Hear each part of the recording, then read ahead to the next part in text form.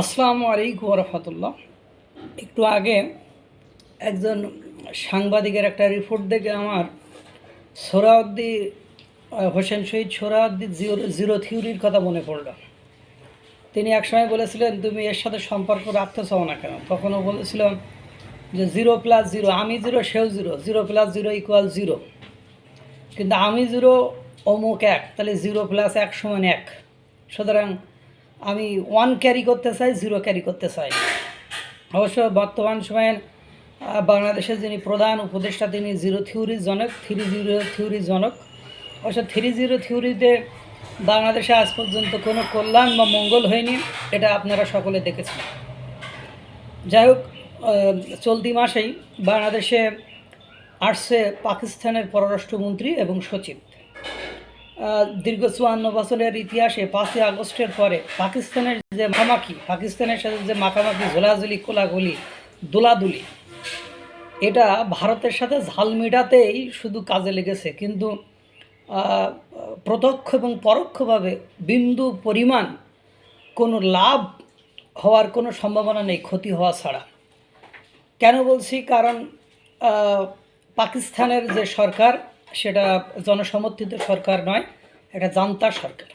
আর বাংলাদেশের বর্তমান যে সরকার আছে সে সরকার 5ই আগস্টের পরে ব্যাপক জনসমর্থন পেয়েছিল, যদিও জনসমর্থন ডিক্রিজ হচ্ছে, কমে যাচ্ছে। তো পাকিস্তানের যে সবচেয়ে যে জনসমর্থিত সরকার বা জনপ্রিয় যে লিডার ইমরান খান, তিনি কিন্তু জেলে। কেন জেলে এটা কিন্তু কেউ বলতে পারে না।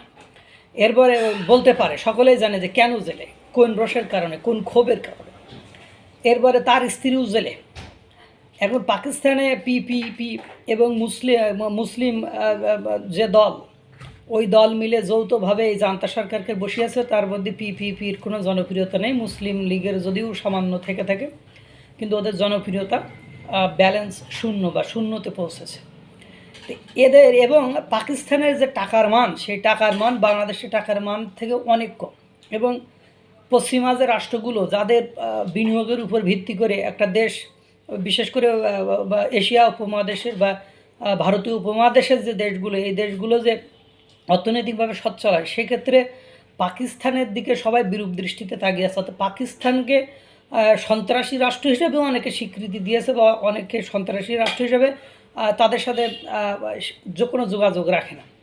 এই পাকিস্তান যদিও বাংলাদেশে কিছু বিনিয়োগ করতে চেয়েছে, কিন্তু পাকিস্তানের এই অনির্বাচিত সরকার বা পাকিস্তানের এই জনপ্রিয়তাহীনতা সরকার, জনপ্রিয়হীন সরকারকে সাথে কেউই বিনিয়োগ করতে চায় না। এবং ওদের যে টাকার মান, ওদের যে অর্থনৈতিক অবস্থা, ওদের দেশের যে অর্থনৈতিক অবস্থা, তাতে করে বাংলাদেশের সাথে ওরা বিনিয়োগের কথা বললেও আদৌ কোনো বিনিয়োগ করতে পারবে বলে আমার মনে হয় না, বা সেটা কোনো কার্যকর বিনিয়োগ হবে বলেও মনে হয় না।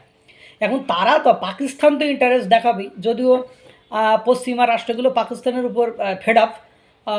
যদিও চীন মাঝে মাঝে একটু মানে সুসুরানি দেয় বা তাদেরকে একটু ভালোবাসা দেখায়, কিন্তু অন্য রাষ্ট্রগুলো কিন্তু এই ভালোবাসা কোনোভাবে পাকিস্তানের প্রতি দেখায় না এবং পাকিস্তানের প্রতি সকলেই বিরূপ আচরণ করে।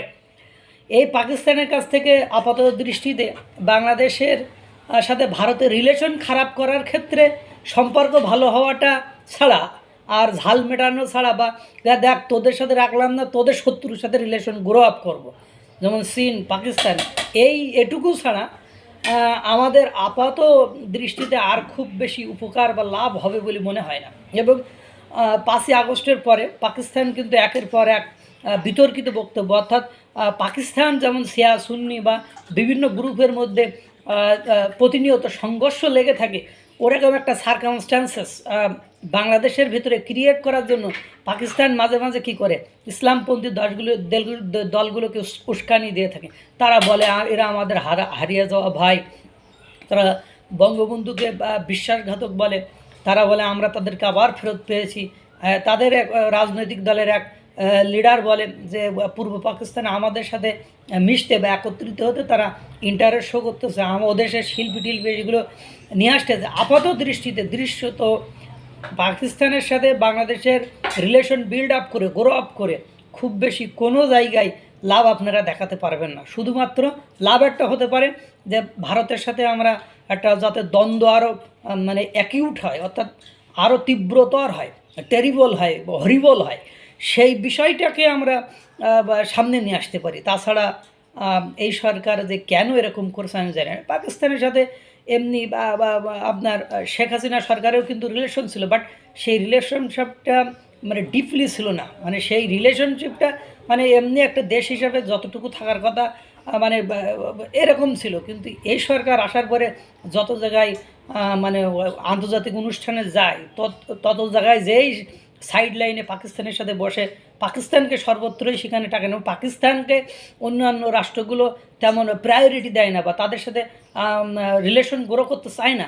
সেক্ষেত্রে বাংলাদেশকে তারা সাপোর্ট দেয়, বাংলাদেশের ওইপন্থী লোকগুলোকে, পাকিস্তানপন্থী লোকগুলোকে তারা উস্কানি দেয় বা উস্কানি যায়, সুযোগ সুবিধা দিয়ে মানে বাংলাদেশের সাথে ভারতের একটা রিলেশনের ক্ষতির দিকে নিয়ে যেতে চায়। আমার মনে হয় সরকার এই জিরো থিওরির মানে একটু হোসেন শহীদ সোহরাওয়ার্দীর জিরো থিওরির দিকে তাকাবে, নিজের জিরো থিওরির দিকে না তাকায়, এবং আপাত দৃষ্টিতে খুব বেশি লাভ হবে বলে আমার মনে হয় না। এটা ভয়েস অফ বাংলার সাংবাদিকের কাছ থেকে আমার শোনা কথা, সেগুলো আমি আপনাদের সামনে উপস্থাপন করলাম।